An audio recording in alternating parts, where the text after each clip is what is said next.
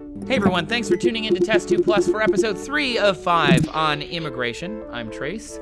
So far we've talked a little bit about where citizenship came from and what good immigration can do, but we're going to talk a little bit about countries that are hostile to immigration today. When countries are hostile to immigration, you hear those stories. It happens all the time and you see them on the news.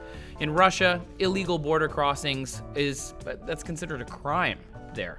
In 2008, in October, a North Korean was caught and detained as an economic migrant, and he was forced to serve 6 months in a Russian prison before he was deported. In Italy, a law passed in 2009 that penalized illegal immigrants with a fine of about $12,000. In China, whistleblowers who report illegals to the government receive a cash reward when their information leads to the expulsion of an immigrant. In Mexico, they tightened their immigration laws in 2008 and have been deporting mass numbers of Central Americans and Cubans. Saudi Arabia has problems with women who want to visit a country. You have to have a male relative in order to just visit. There are all of these different countries hostile to immigrants coming into their borders. And with many, many people trying to cross borders all over the world every single day, you'd think that there must be some harm that these people are causing. But despite what some cable news outlets might say, there aren't actually any studies that show long-term negative effects of immigration. And I'm not singling out cable news. When you do search for, super negative things on immigration, you can find them. They exist. But a lot of the stuff that you hear, a lot of the stuff that people, write signs and protest about come from places like, just to make some up, things that would remind you of freedombell.guns or, like lizardpeople.org or, borderfreedomlibertyamerica.net or whatever. It's not exactly academic is what we're saying. It's more kind of fear-mongering. If we did want to make an actual case against immigration, some negatives that you could point out, things like undocumented immigrants can be exploited for cheap labor. That is true.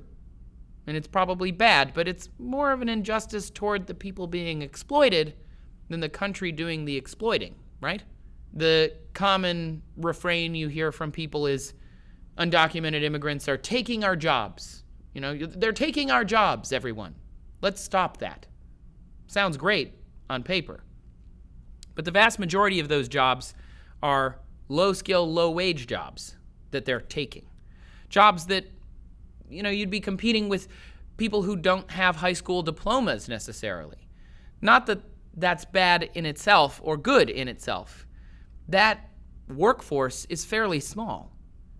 We all benefit from more people in that workforce because we end up paying lower prices for restaurant service, for agricultural produce, and for construction because they don't have to pay higher wages for people to work in those jobs.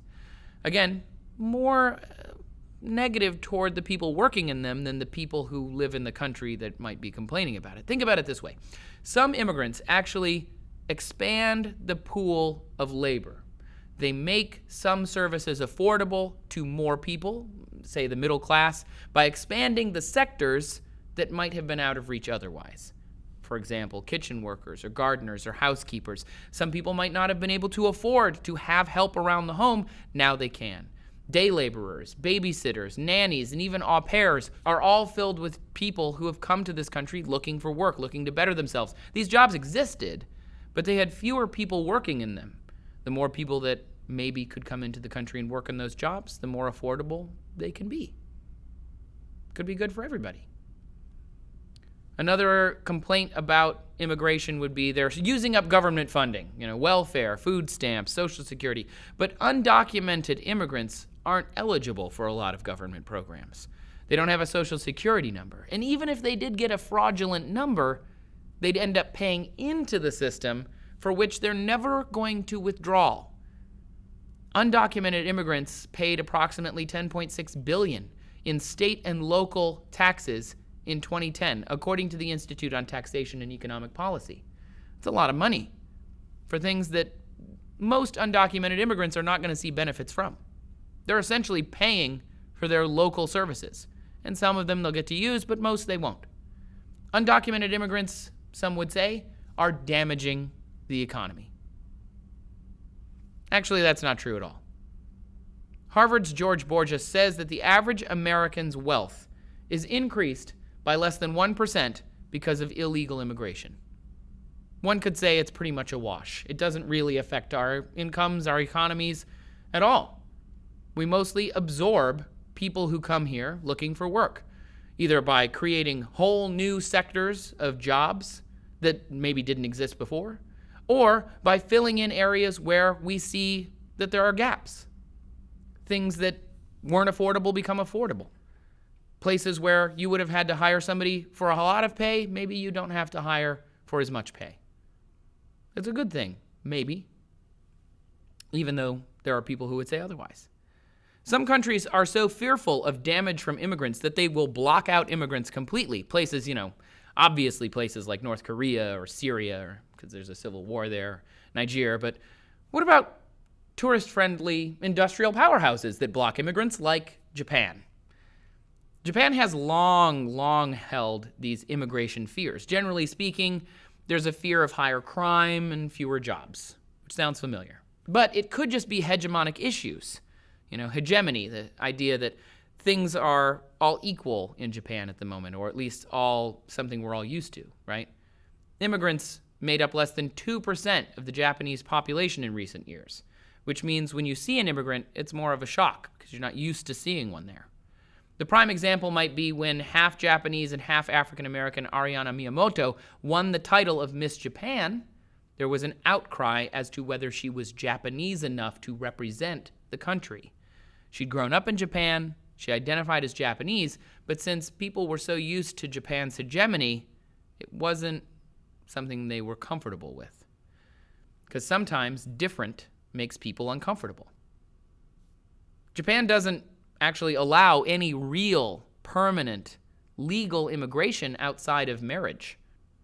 It's just not part of their culture. However, a Japan-linked government study showed that their total population is going to decrease by 19 million people by 2050.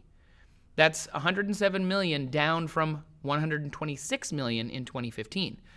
The ratio of the working to the non-working in Japan by 2055, just a few years later, would be 1-to-1. Anybody who knows anything about economics and government services knows that that's not the best way to go. Not enough people working to support those who are not working. A shrinking population translates to fewer workers, fewer consumers, and less overall demand in the economy. Larger elderly populations means increased government programs, higher budgets for those programs, and nobody supporting those. Again, 1-to-1 ratio at working of non-working. Looser immigration laws could be Japan's saving grace in this area. The Tokyo Immigration Bureau Chief Hidenori Sakanaka says, "We need an immigration revolution to bring in 10 million people in the next 50 years. Otherwise, the Japanese economy will collapse. Collapse without immigrants." That's pretty huge, because immigrants can make or break a whole country. So what happens when countries are immigration friendly? Come back tomorrow and we'll talk about it.